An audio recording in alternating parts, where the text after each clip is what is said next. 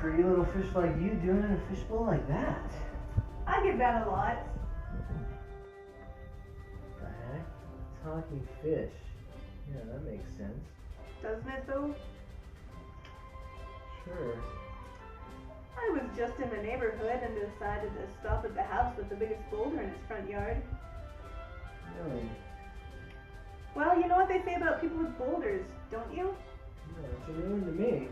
Well, they say in the fish world that boulders signify books, aka smarts. Books, huh? I like books. You have a really big boulder outside, so that means you must have a lot of books. So let's get reading. Alright, well, the books are just around the corner there. You know, you look a little frustrated, human. Can a talking fish be of assistance? If not, I know a talking turtle, a talking cat, a talking dog. Don't worry about me, little fishy. I'm alright. I know why you're frustrated. You wanted a bigger boulder, didn't you? That boulder is causing me enough trouble. I don't need any more.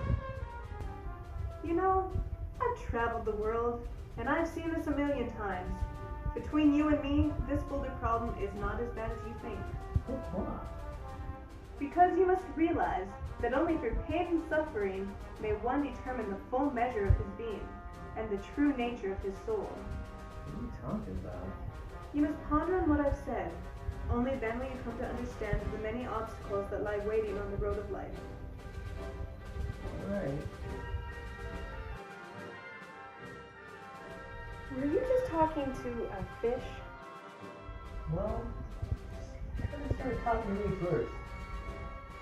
Where did it come from? I just rang the doorbell. Ted, this is getting out of control. You're blowing this whole rock thing way out of proportion. How can you say that? I'm just concerned. You're acting so strange lately. You tried to beat up a rock for crying out loud, and now you're talking to a fish. I was trying to move the rock, just for your information. And that fish can talk. Come on, fish, talk. Listen to yourself, Ted. You sound insane. Margot, I'm not crazy. Why is everyone against me? You're not even on my side. You're just getting paranoid now. You're taking this all too seriously. Too seriously? You're not taking this serious enough. There is a rock in our front yard. Big deal. Don't stress over it so much. It is a big deal. Just look at it there. All smug, heartless.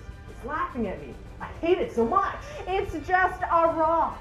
Can't you see why that's our problem? No! Well, can you see this is a problem? What are you doing? Did you like that? That's what's going to be happening to me if this rock has its way. Calm down, Ted.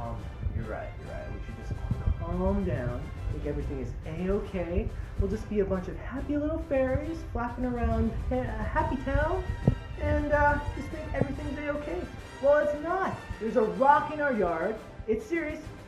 You may be acting all cold and heartless and emotionless, but that is reality. Get a hold of yourself, Ted. I know this is hard for you, but don't take it out on your family. I was only trying to be strong for you. I was only trying to cope the best way I knew how. Whatever happens, it is going to affect all of us. I don't want this thing to come between you and me and what we have together. But I guess I'm too cold and emotionless to understand what you're going through.